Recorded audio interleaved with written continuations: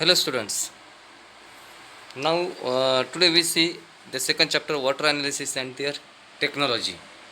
What are the contents we have studied in water content and their analysis? First point is hardness of water. Second, type of hardness. Type of hardness include temporary hardness, permanent hardness, degree of hardness, boiler troubles, scale formation, sludge formation, boiler trouble removal by internal treatment like halogen treatment, phosphate treatment, technique for water softening. What are the techniques we have been used for water softening? First one is for soft treatment of soft water to get a soft water. The first one process is zeolite process, lime soda process, reverse osmosis process, and next point, phase rule. Application of phase rule to water system. All these points are studied in this chapter. That chapter name was water analysis and their technology. Okay, now we see on next page. Our first point is, as usual, hardness of water. What is the meaning of hardness of water?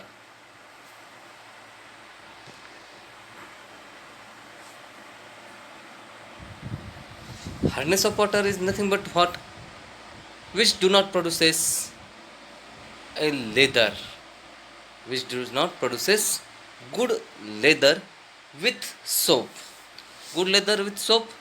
साबणाचा वापर करून जे आपण साबणाचं पाणी तयार करतो, ते पाणी तयार केल्यानंतर त्याच्यावरती जो काही कर्ड, जो काही त्याच्यावरती थवंग जमा होतो, तो थवंग जर हा सॉफ्ट नसेल तर अशा प्रकारच्या पाण्याला आपण जनरली हार्ड वॉटर असे म्हणतो. हे एक जनरल वन मी एक्झाम्पल देतो आहे. The actual definition is what? Water which do not produce leather with soap. Water which do not produce a leather with soap is called as hard water. म्हणजे hard water आपण कशाला म्हणणार? जे पिण्यायोग्य नाही. पहिली गोष्ट जे पिण्यायोग्य नसते. दुसरी गोष्ट ज्याच्यापासनं सोप मिक्स केल्यानंतर, पाण्यामध्ये सोप ॲड केल्यानंतर त्याच्यापासनं गुड लेदर तयार होत नाही, अशा पाण्याला आपण हार्ड वॉटर असे म्हणतो. This hardness is usually expressed in terms of calcium and magnesium salts. This hardness is expressed in terms of calcium and magnesium salts like bicarbonates, carbonates, sulfates, chlorides, etc. म्हणजे त्यांचा salt तयार झाला पाहिजे, तो पण कशाचा? कॅल्शियम आणि मॅग्नेशियमचा. जे काही सोपमध्ये आहे त्या सोपमधले कंटेंटचं रिॲक्शन हे पाण्यासंग झाल्यानंतर त्याचे सॉल्ट तयार झाले पाहिजे. म्हणजेच सोप ही तयार झालेली असते कॅल्शियम आणि मॅग्नेशियमच्या सॉल्टपासून तयार झालेली असते. त्याची रिॲक्शन होऊन जो काही लेदर तयार व्हायला पाहिजे, तो leather is having quality good. Such type of material is called as soft water. But here such type of things is not observed. Here there is no production of good leather, soft leather. There is no production of as it is leather. When soap is mixed with water or water is mixed with soap, there is no production of good leather. That's why such type of water is called as hard water, which can be confirmed by mixing calcium and magnesium salts of bicarbonate, chlorides, sulfates, phosphates, etc. Now we see the formation of hard water. Hard water हे कसं तयार होतं? Hard water is formed due to presence of minerals. Hard water हे कसं तयार होतं? Hard water is formed due to presence of minerals like calcium and magnesium. Like minerals of calcium and magnesium. ज्या वॉटरमध्ये calcium आणि मॅग्नेशियमचे minerals present असतात, ते water आपण generally hard water असे म्हणतो. ह्या वाक्याचं म्हणणं काय की hard water is form due to presence of minerals. Presence of what? Minerals like calcium and magnesium. They are not removed or separated by any process or sedimentation or filtration. When hard water react with soap, Soap is nothing but what? Sodium salt of stearic acid or palmitic acid, which gives curdy precipitate. Which gives curdy precipitate.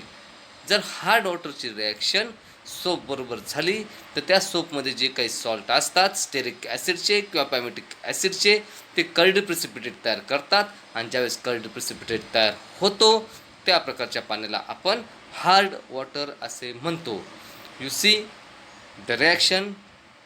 First one is the salt of sodium salt of stearic acid and another is the sodium salt of palmitic acid. ह्या दोघांचे reaction जे काही hard वॉटरमध्ये present असलेले minerals आहेत कशाचे calcium आणि मॅग्नेशियमचे. तो in first reaction you see C17H35COONA plus salt of calcium chloride. कॅल्शियमचा सॉल्ट आहे CaCl2 calcium chloride. Calcium chloride when react with sodium salt of stearic acid there is a formation of sodium stearate plus there is a formation of sodium chloride. कॅल्शियमचा salt तयार होणार आहे. कॅल्शियमचा जो salt तयार होणार आहे त्याच्यापासून कर्ड प्रिसिपिटेट तयार होतो आणि त्या कर्ड प्रिसिपिटेटमुळेच आपण त्या प्रकारच्या वॉटरला हार्ड वॉटर असे म्हणतो. You see all these reactions. That's why in above reaction hard water react with sodium salt of stearic acid to form calcium stearate. To form calcium stearate or magnesium stearate, which being insoluble and separate out without producing leather. जे insoluble होत insoluble म्हणजे ते विरघळत नाहीत. ते पाण्यामध्ये विरघळले नसल्यामुळे ते आपण सहज सेपरेट आउट करू शकतो. Now next point type of hardness. Type of hardness first one is temporary hardness. What is the meaning of temporary hardness? Temporary hardness of water is called by calcium and magnesium bicarbonate. आता हे तर सर्वांना माहीत झालं की hardness of water जर आपण ओळखायचं असेल तर त्याच्यामध्ये कॅल्शियम आणि मॅग्नेशियमचे मिनरल्स प्रेझेंट असतात. Hard water there is always presence of minerals of calcium and magnesium. And now we see the types of what? Hardness. First one is temporary hardness. But temporary hardness म्हणजे काय की temporary hardness of water is caused by what?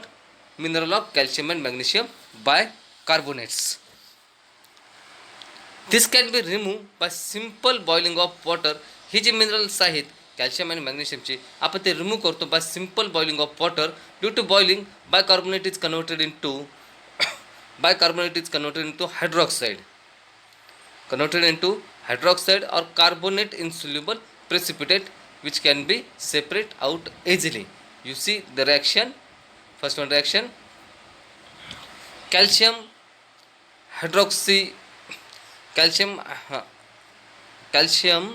carbonate is produced from carbonic acid. When carbonic acid is react with water, there is a formation of calcium carbonate plus water and carbon dioxide is evolved. Same magnesium carbonate acid is also giving magnesium hydroxide plus carbon dioxide. Temporary hardness can also be removed by adding hydrated lime. We can also add hydrated lime to precipitate insoluble carbonate. ज्यावेळेस आपण hydrated lime म्हणजे CaCH3 twice किंवा hydrated magnesium lime MgHCO3 twice हे आपण त्याच्या particular हायड्रॉक्साईडबरोबर react करू त्यावेळेस त्यातूनसुद्धा जो काही मटेरियल बाहेर पडणार आहे ते मटेरियल जे असणार आहे ते मटेरियल म्हणजेच बायकार्बोनेट असणार आहे आणि ते बायकार्बोनेट आपण इझिली प्रेसिपिटेट आउट करून सेपरेट करू शकतो. Temporary hardness can be remove by adding hydrated lime to precipitate insoluble carbonate. Insoluble carbonate हा सोल्युबल होऊ नये पाण्यामध्ये तो विरघळू नये याच्याकरता आपण त्याच्यामध्ये जर थोडंसं प्रमाणात जर आपण हायड्रेटेड लाईम ॲड केले तर हायड्रेटेड लाईम ॲड केल्यामुळे तो प्रेसिपिटेट आउट होतो, सोल्युबल होत नाही, जो आपण इझिली सेपरेट करू शकतो. Now second point permanent hardness. Permanent hardness म्हणजे काय? Permanent hardness is cause by presence of soluble salt of calcium and magnesium. What presence of soluble salt of Ca and Mg. Presence आहेत calcium and magnesium. Hardness आलं की त्याच्यामध्ये minerals हे present असणार. कसले? Calcium आणि मॅग्नेशियमचे. कॅल्शियम आणि मॅग्नेशियमचे सॉल्टचे minerals हे प्रेझेंटच असणार हार्ड वॉटरमध्ये, परंतु ते परमनंटली प्रेझेंट असतात. कसे प्रेझेंट असतात? परमनंटली. कशावरनं? की आपण पाहिलं टेम्पररी हार्डनेस ऑफ वॉटरमध्ये ते मटेरियल डिझॉल्व्ह होत नाही पाण्यामध्ये. डिझॉल्व्ह न झाल्यामुळे आपल्याला त्याला सेपरेट करता येतं आणि त्याची हार्डनेस कमी करता येते. परंतु काही काही वॉटर असे की ज्यांना परमनंट हार्डनेस आहे, म्हणजेच त्यांच्यामध्ये जे काही कॅल्शियम अँड मॅग्नेशियमचे मिनरल्स प्रेझेंट आहेत ते जेव्हा सॉल्ट फॉर्मेशन करतात, सॉल्ट फॉर्मेशन झाल्यानंतर ते डिझॉल्व्ह होतात. डिझॉल्व्ह फॉर्ममध्ये त्यामध्ये राहतात, त्याच्यामुळे ते इझिली रिमूव्ह होत नाही. म्हणून आपण त्याला त्या टाईपच्या वॉटरला परमनंट हार्डनेस ऑफ वॉटर असे म्हणतो. तेच आपण इथं आता पाहतोय. Permanent hardness is cause bye presence of soluble salt of calcium and magnesium other than bicarbonate such as chloride and sulfate. Chloride आणि सल्फेटचे सुद्धा त्याच्यामध्ये प्रेझेंट असतात. Permanent hardness cannot be removed by boiling water और hydrated lime. म्हणजेच permanent hardness जी आहे ती आपण simple process by boiling किंवा हायड्रेटेड लाईम ॲड करून जी रिमूव्ह करू शकत होतो त्या पद्धतीने आपण रिमूव्ह करू शकत नाही.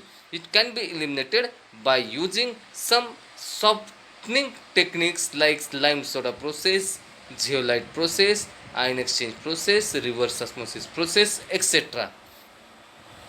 Now, next, degree of hardness. How to calculate the hardness? How to calculate the hardness of water? That's why third point is degree of hardness. The unit in which hardness is usually expressed. जे unit आहे वॉटरचं मध्ये जी काय hardness आहे ते कशामध्ये express केली गेली पाहिजे, कोणत्या याच्यात युनिटमध्ये एक्सप्रेस केली पाहिजे ते आपण पाहणार आहे. That is called degree of hardness. The unit in which hardness is usually express non as degree of hardness.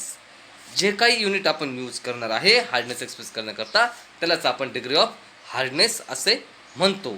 आता degree of hardness is expressed in terms of calcium carbonate equivalent because CaCO3 having molecular weight and it's easily precipitate. म्हणजेच degree of hardness may be expressed such as follows. Equivalent weight of CaCO3 calcium carbonate चे equivalent weight is equal to strength of substance hardness, strength substance ची hardness ची strength गुणिले chemical equivalent of calcium carbonate into what chemical equivalent कशाचे calcium कार्बोनेटचा into 2 divided by chemical equivalent of hardness producing substance. जो काही chemical equivalent आहे जो hardness produce करतो into 2. That's why we write in short equivalent of CaCO3 is equal to strength of substance producing hardness into 100 upon chemical equivalent of hardness producing substance into 2.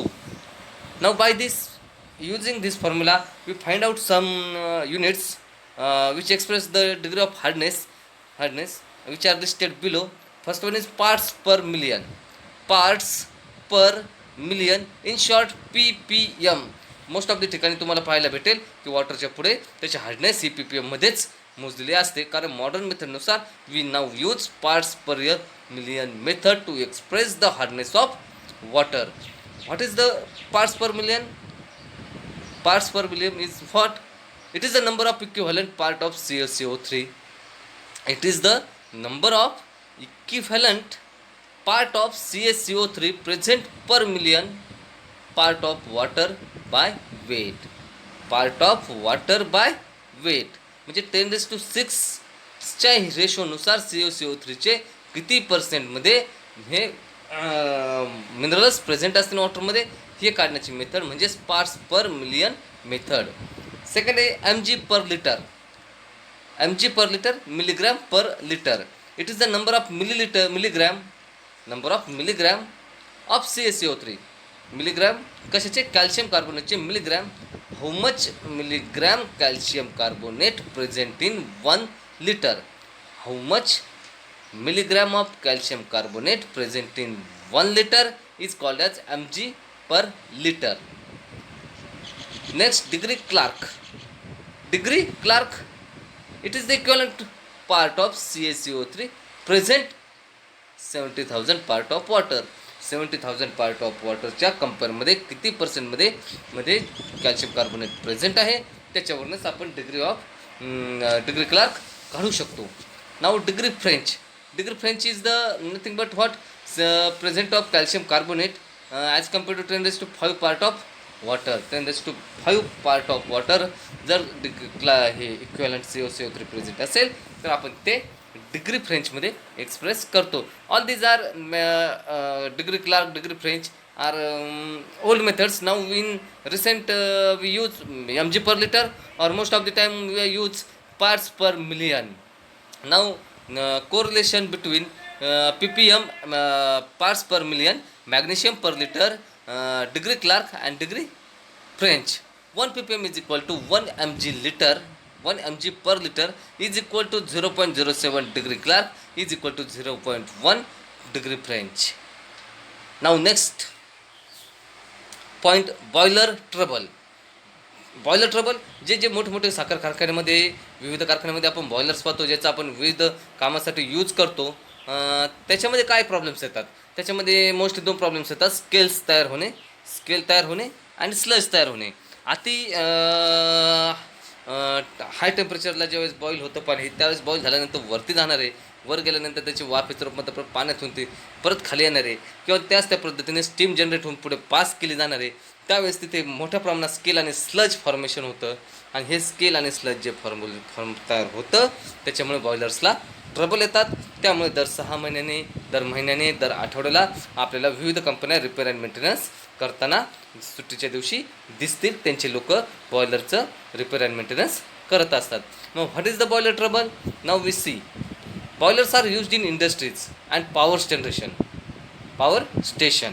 Boiler हे generally कुठे use होतात? इंडस्ट्रीजमध्ये use होतात आणि दुसरे म्हणजे power स्टेशनचे तिथे त्या यूज केले जातात. For what? To generate steam generate करण्याकरता बॉयलर्स हे इंडस्ट्रीज आणि पॉवर स्टेशनला यूज केले जातात. During the conversion of water into steam, आणि स्टीमचं कन्व्हर्जन मध्ये होणार आहे, पण ते कशाचं होणार आहे? वॉटरचं कन्व्हर्जन होणार आहे. वॉटरचं कन्व्हर्जनच स्टीममध्ये होतं. That's why we write during conversion of water into steam, conversion of water into steam in boiler the dissolved and suspended solids are not removed. जे काही डिझॉल्व स्वरूपामध्ये आणि सस्पेंडेड स्वरूपामध्ये पाण्यामध्ये प्रेझेंट असतात ते बॉईल केल्याने रिमूव्ह होत नाहीत. This solids are not easily removed. All these impurities are deposited in the form of scale and sludge within the boiler,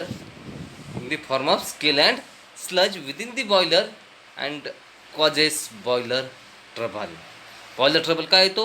जे काही पाणी आपण हीट करतो आणि हीट करत असताना त्याचं पाण्याचं कन्व्हर्जन स्टीममध्ये होतं आणि हे स्टीम आपण पॉवर स्टेशनला किंवा इंडस्ट्रीजमध्ये यूज करत असतो. पॉवर स्टेशनमध्ये किंवा इंडस्ट्रीजमध्ये यूज करत असताना ह्या वॉटरचं कन्व्हर्जन स्टीममध्ये होणं महत्त्वाचं आहे. आणि ज्यावेळेस ते स्टीममध्ये कन्वर्ट होतात त्यावेळेस त्याच्यामध्ये प्रेझेंट असलेले सस्पेंडेड पार्टिकल्स आणि डिझॉल्व सॉलिड्स, सस्पेंडेड पार्टिकल्स आणि डिझॉल्व सॉलिड्स और डिझॉल्व सॉल्ट. मग डिझॉल्व सॉल्ट कॅल्शियम आणि मॅग्नेशियमचे डिझॉल्व सॉल्ट असतील, सस्पेंडेड पार्टिकल्स असतील, ते त्यातून रिमूव्ह होत नाहीत.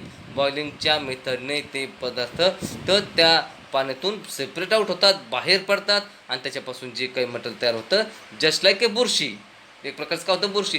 त्याच्यावरती व्हाईट कलरचा स्केल अँड स्लज तयार होतो which causes the trouble to the boiler. Now we see scale formation. Scales are hard deposit, म्हणजे hard material. Scale is nothing but what? It's a very hard material which sticks inner wall of the boiler.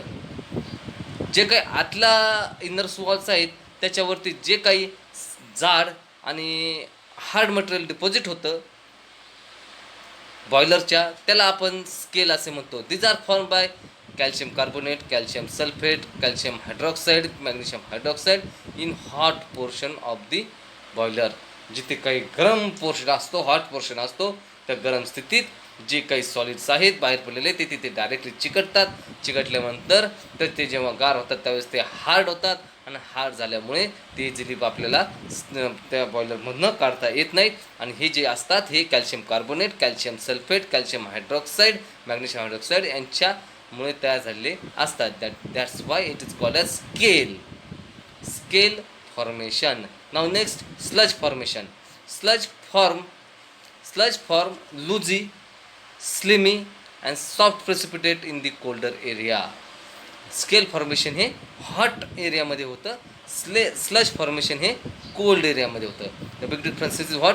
Scale formation हे hot एरियामध्ये होतं, sludge formation हे cold एरियामध्ये होतं.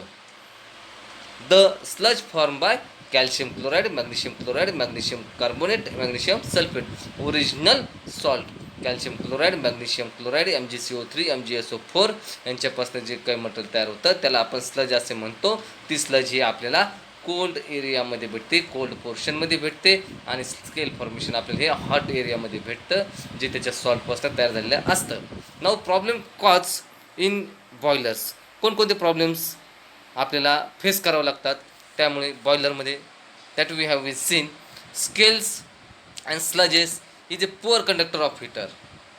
त्याच्यामध्ये जी काही हीट ट्रान्सफर करायची आहे आपण बॉयलर यूज काय करतो की मोस्ट जास्तीत जास्त प्रमाणात स्टीम ही उपयोगात यावी आणि ते बॉयलरमध्ये ती जी काही स्टीम तयार होते ती पुरेशी प्रोव्हाइड होत नाही पुढे because of scale and sludge formation. Scale आणि sludge is a poor conductor of heat, therefore prevent effective transfer of heat to the water. Effective transfer of heat to the water. ते काय करतं? Prevent करतं effectively heat transfer करण्यासाठी ज्यावेळेस त्याच्यामध्ये scale आणि sludge हे तयार होतात. आणि स्केल आणि स्लज हे पुअर कंडक्टर आहेत हीट आणि इलेक्ट्रिसिटीचे. Now next point, in this condition excessive heat is required. त्यामुळे काय होतं? जास्तीत जास्त प्रमाणात आपल्याला हीटची गरज पडते आणि एक जास्तीत जास्त हीट तयार करण्यासाठी आपण काय करतो? We have been use more and more fuel consumption. Now third point, scale often crack due to their uneven expansion. Regular expansion नाही आहे त्यामुळे ते तर क्रॅक होऊ शकतं. That's why we write scale often crack due to the uneven expansion allowing the water to come immediately in contact with overhead metal. This suddenly results in the formation of large quantity of steam in which turn leads to excess pressure and then to explanation. Now we see boiler trouble removed by internal treatment. Which internal treatment we have been used to remove the boiler trouble? Now first one is sludge formation can be removed by blow down operation. जर आपण blow down operation केलं तर त्याच्यावरती जे काही sludge तयार झालेली आहे ती स्लज सगळी रिमूव्ह करू शकतो. ब्लो डाऊन करणे, सडन ऑपरेशन स्टॉप करून देणे, जे काही हिटिंग चालू आहे तो सगळं तो ऑपरेट ब्लो डाऊन करून टाकणे. ब्लो डाऊन केल्यामुळे त्याच्यावरती जे स्लज जमा झालेलं आहे त्या स्लजवरती ते रिमूव्ह होते. blow down operation. Sludge formation can be removed by blow down operation. In this case, impurities can be removed by outlet present at the bottom of the boiler. You should understand the outlet should be where to be present. Now, scale formation can be prevented by internal treatment that involve the addition of chemical to boiler water either to precipitate the scale forming impurities in the form of sludge. त्याच्यामध्ये अशा प्रकारचं chemical टाकायचं की जे काही scale तयार होणार ते स्केल न तयार होता काय तयार होईल? स्लज तयार होईल आणि हे स्लज फॉर्मेशन आपण ब्लो डाऊन ऑपरेशन थ्रू काढू शकतो. So it can be readily removed by blow down method or to convert them into soluble compounds. First one is collagen treatment. Collagen is sodium metaphosphate. What is the chemical formula of collagen? Sodium metaphosphate. Sodium आहे. Meta पोझिशनला फॉस्फेटचे 6 part आहेत. That's why we write sodium metahexaphosphate can be use to convert CaSO4 into soluble complex. त्याचं conversion आपल्याला soluble मेथडमध्ये करता येतं. Now second is phosphate treatment. Scale formation can be remove. Scale formation आपण remove करू शकतो. Can be remove by adding sodium phosphate which react with hard water to form a soft sludge of calcium and magnesium phosphate which can be removed by blow down operation. Now next point, techniques for softening water. Techniques of water softening. आपण hard वॉटरचं conversion soft वॉटरमध्ये करू शकतो, परंतु ते करण्यासाठी कोणकोणत्या process use केल्या जातात ते आपण पाहणार आहोत. त्यामध्ये फर्स्ट प्रोसेस आहे zeolite process. First one process is zeolite process. मग झिओलाइट प्रोसेस ही काय आहे? Now we see the zeolite process. Zeolite is a 3 dimensional silicate. Zeolite म्हणजे काय आहे? एक 3 डायमेन्शनल सिलिकेट आहे. 3 dimensional silicate. The chemical formula of zeolite is, what is the chemical formula of zeolite? The chemical formula of zeolite is hydrated sodium aluminum silicate.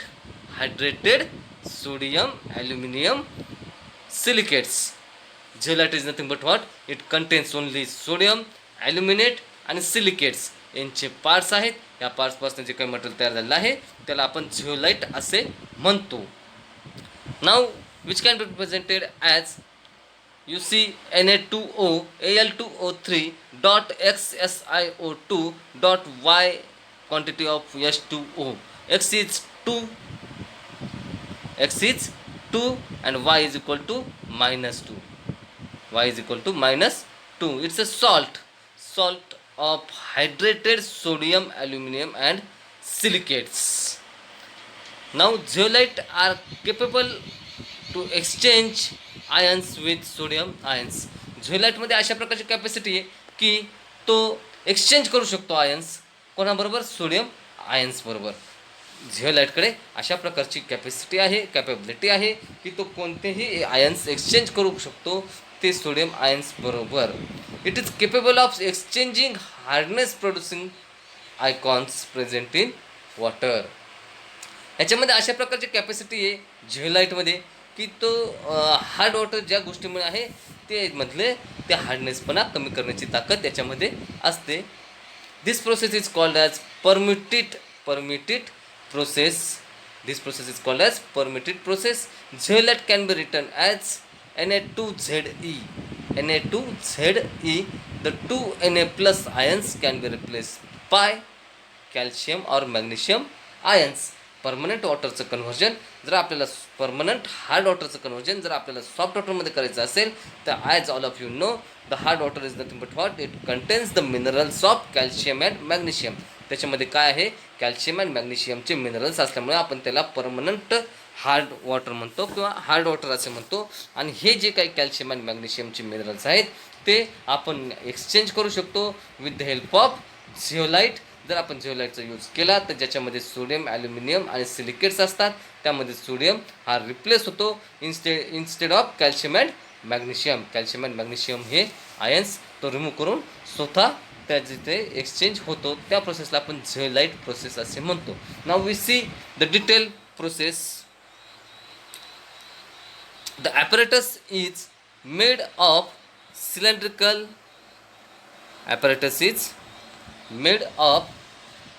cylindrical metal vessel. Apparatus कसं काय झालं आहे की cylindrical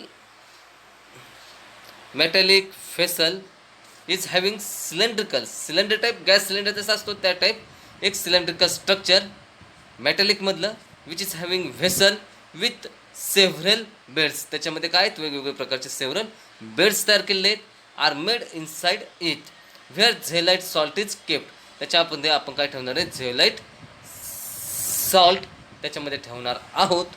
एक cylindrical shape आपण vessel घेतला. एक cylindrical shape cylinder टाईपचा शेप असणारा व्हेसल आपण घेतला. त्याच्यामध्ये वेगवेगळे बेड्स तयार केले आणि त्या बेड्सवरती काय ॲड केलं? त्या बेड्सवरती आपण झिओलाइट बेड्स झिओलाइटचे सॉल्ट ठेवले. झिओलाइटचे सॉल्ट ठेवले म्हणजे काय, सॉरी, झिओलाइटचे सॉल्ट ठेवले म्हणजे आपण सोडियम, ॲल्युमिनियम अँड सिलिकेट्स.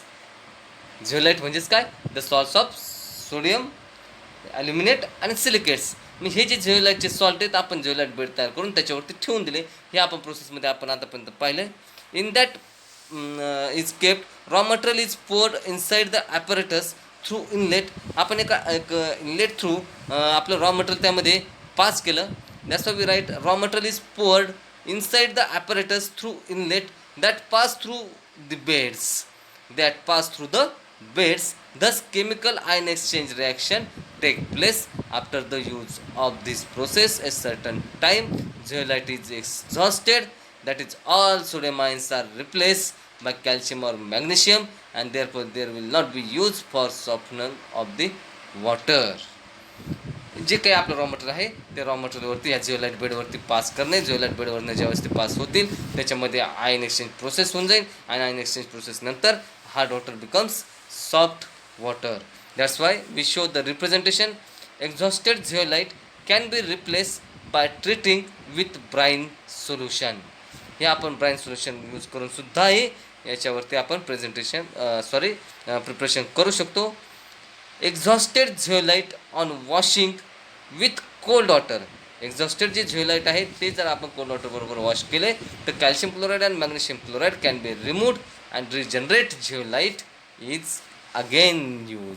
आपण त्याला जर पाण्याबरोबर वॉश केलं, गार पाण्यात जर वॉश केलं तर त्याच्यामध्ये जे काय आयन्स आलेले आहेत कॅल्शियम आणि मॅग्नेशियमचे, जे हार्ड आयन्स आलेले आहेत ते रिप्लेस होऊन झिओलाइट परत आपण रियूज करू शकतो. दिस इज द टोटल एक general one idea giving the process of zeolite method to remove the hardness of water. You see the diagram, hard water inlet. There is a one inlet. By this inlet we can pour the hard water into it, and when we pour the hard water into this cylindrical vessel, this hard water goes on pass on zeolite bed. And as all of you know, in zeolite bed there is a presence of sodium, aluminum and silicates of salt. As it covers pass on the zeolite bed, the salt of calcium and magnesium can be replaced by sodium, and by this method its hardness can be we removed it. This is the total process of zeolite process. Now next process, ion exchange resins. Next process, ion exchange resin. In this process, cation and anion are completely removed by passing impure water into two different columns. First column contains sulfuric acid resin with acidic group, and this next column contain cation exchange resin because it exchange the cations. It exchange the cations like what? Calcium, magnesium and sodium. Whereas second column contain basic group like NR3OH, which is anion exchange resin because it exchange the salt of chloride and sulfates. Ion exchange रेझिनमध्ये काय सांगितलं आहे की दोन प्रकारचे columns आहेत. एक cation exchange रेझिनचा column आहे, दुसरा अनायन एक्सचेंजचा रेझिन कॉलम आहे. Cation exchange resin replace the positive ions, अनायन exchange resins replace the negative ions. Replace the negative ions of what? Salt of calcium and sulphate. Salt of calcium and sulphate. And whereas in cation exchange they replace the salts of calcium and magnesium. All of you understand, all of you know, in hard water there is the presence of salt of calcium and magnesium. Hard water, एखाद्या water hard आहे आपण हे केव्हा म्हणतो की ज्याच्यामध्ये calcium आणि मॅग्नेशियमचे contents और मिनरल्स आपल्याला त्यामध्ये सापडतात, त्यावेळेस आपण त्याला हार्ड वॉटर असे म्हणतो. मग असे जे कॅल्शियम आणि मॅग्नेशियमचे मिनरल सॉल्ट आहेत हे आपण रिप्लेस करतो कटायन एक्सचेंज रेझिनच्याद्वारे, आणि कटायन एक्सचेंजच्या रेझिनच्याद्वारे आपण याला रिप्लेस करून त्याचे हार्डनेस रिमूव्ह करतो. तसेच त्याच्यामध्ये असणारे काही other minerals, salt of basic ions can be removed, can be used to remove the salts of calcium or sulfate ions. मग दुसरं जे आहे ते अनायन एक्सचेंज रेझिन आहे. त्या अनायन एक्सचेंज रेझिनमध्ये आपण निगेटिव्ह चार्ज असणारे आयन्स रिप्लेस करतो by using hydroxide ions or amide ions. ions to remove the salt of calcium and sulfate. The removal of H plus ions from the first column and removal of OH ions from the second column react to each other to form a water. Now regeneration we see when both columns are exhausted, the first and second column are treated with dilute sulfuric acid. Jar before the use of any these instruments, you have to wash it by using a sulfuric acid and regenerate the hydrogen ions and aqueous NaOH ions respectively, so they become easily available to regenerate or replace the salts of calcium and magnesium or salts of chloride and sulfates. Now next process, lime soda process. What is the meaning of lime soda process? In this process, hydrated lime and soda ash used to remove the hardness of water.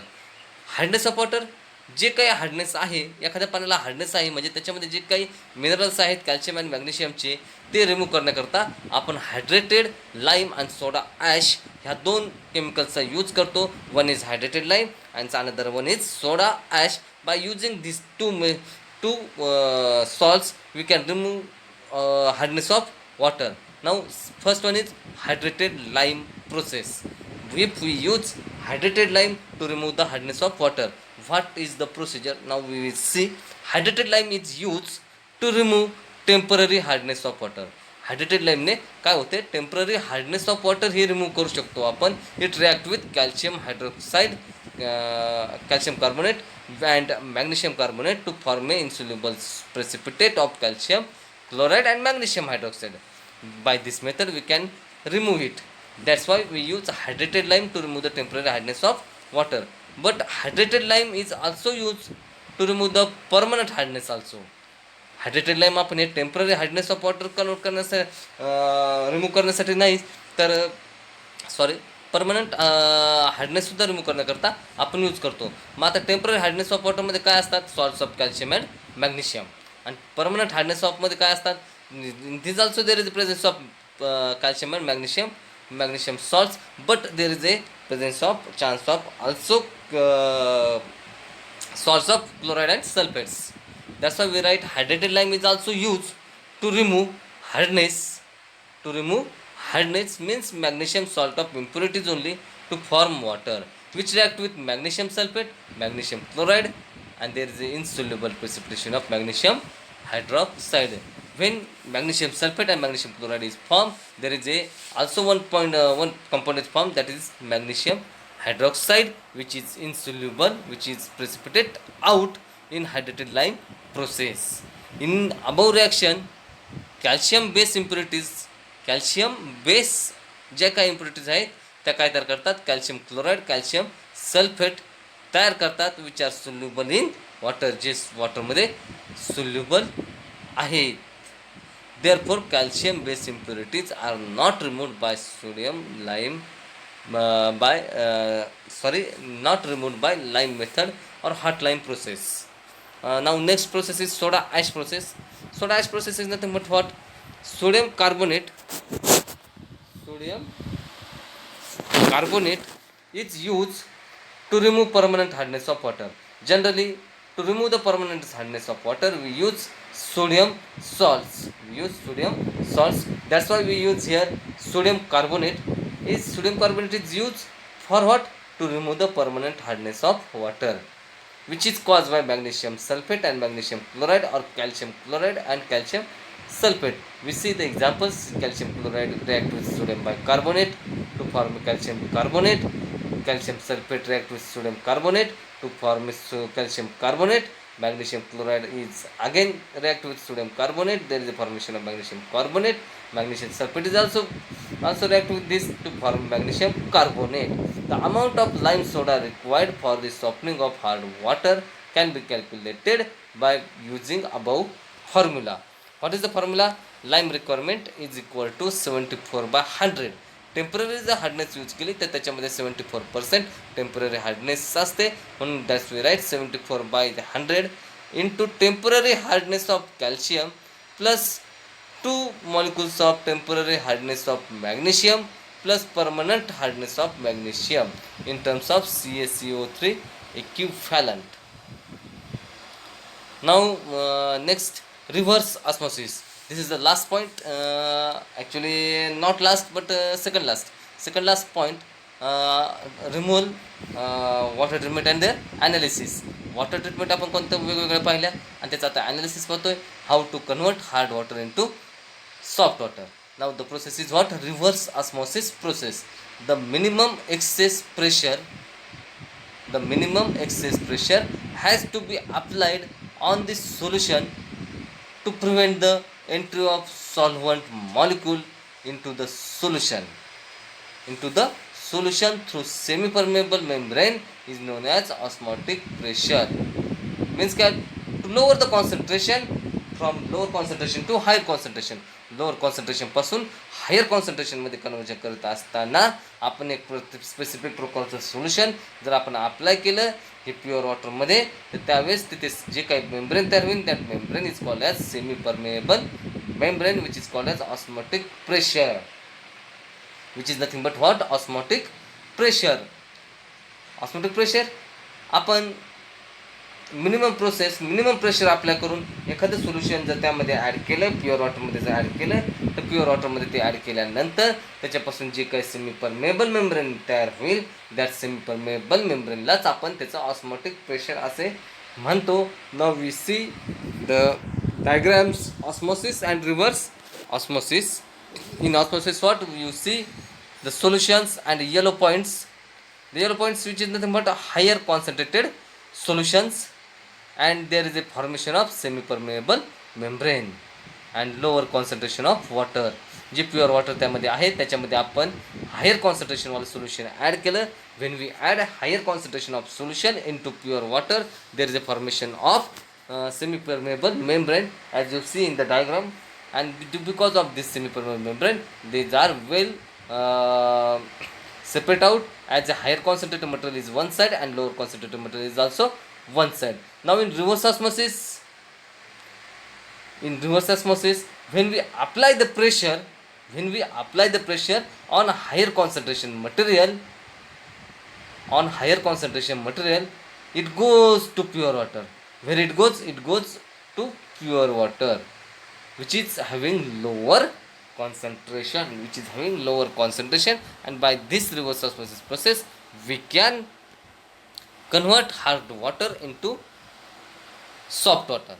If a pressure is higher than osmotic pressure, जर pressure हा जास्त असेल कुणापेक्षा, osmotic प्रेशरपेक्षा जो काही आपण सोल्युशनवरती apply केलेला आहे, that's why we write if pressure is higher than osmotic pressure is applied on this solution, the solvent will flow reverse higher concentration to lower concentration, and this process is called as reverse osmosis process. Reverse osmosis processच्या accurate different होणे, accurate opposite process होणे. ऑस्मोसिसमध्ये काय होतं? Lower concentration molecule is flow through higher concentration molecules. जे काही pure water आहे ज्याला लोअर कॉन्सन्ट्रेशन आहे, असे लोअर कॉन्सन्ट्रेशन मॉलिक्युल्स हे हायर कॉन्सन्ट्रेशन मॉलिक्यूलकडे अट्रॅक्ट होतात, फ्लो इट होतात. परंतु जर कॉन्सन्ट्रेशन हायर असेल, जर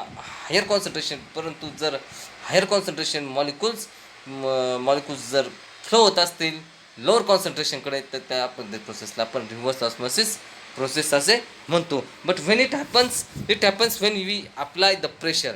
if we apply the higher pressure to the higher concentration molecules, then it can be flow through the lower concentration, flow through what side? Lower concentration of the molecule, and there is a formation of reverse osmosis process. Reverse osmosis process can be useful in purification of sea water.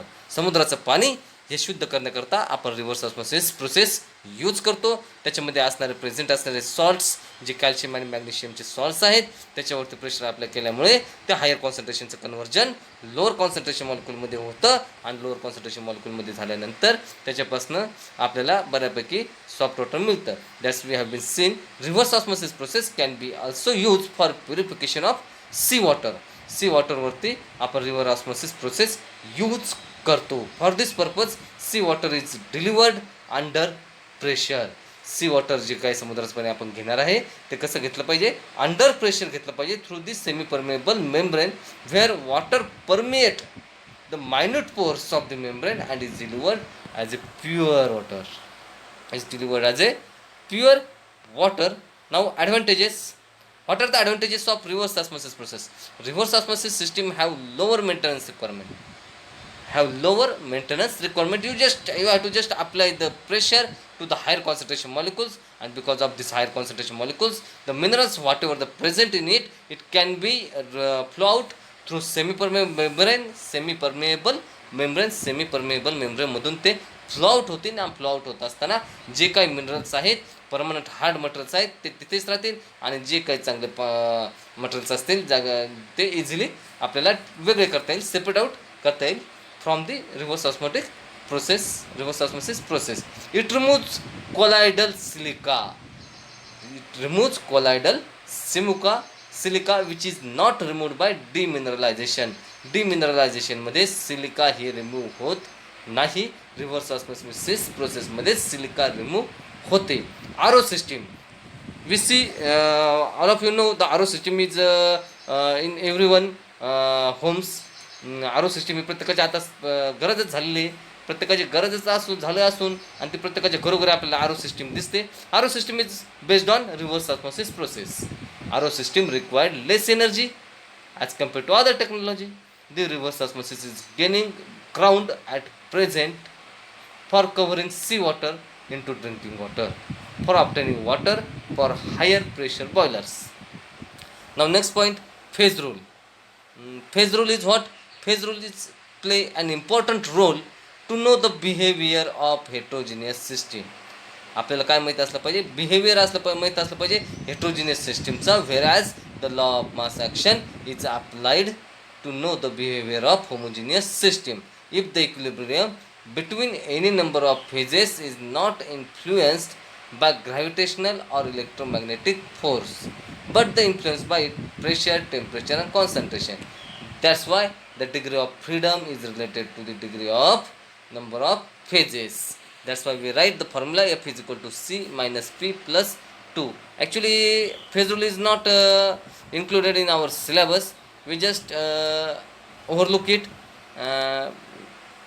Now we complete the second chapter, water analysis and their technology.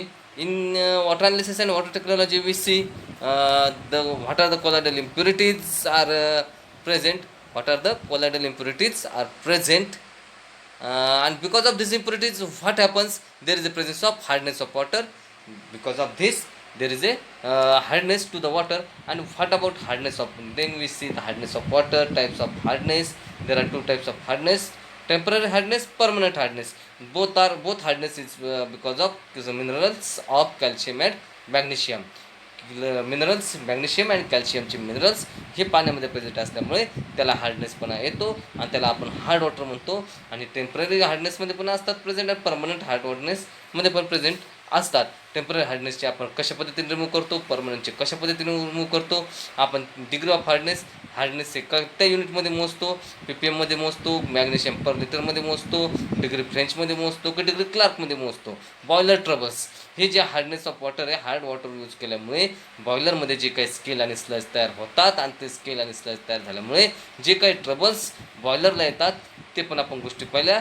Caustic embrittlement पाहिलं, कॅलोजन treatment पाहिली, phosphate treatment पाहिली, technique for water सॉफ्टनिंगचे technique पाहिल्या. त्यामध्ये first process पाहिली झिओलाइट process, त्यानंतर ion exchange करण्याची process पाहिली, lime सोडा process पाहिली, रिव्हर्स ऑस्मोसिस पाहिली. आणि these remaining 2 points are out of the syllabus. That's why today we stop here. We will see some important MCQs based on it, and then last chapter all of you know, fuels and combustion.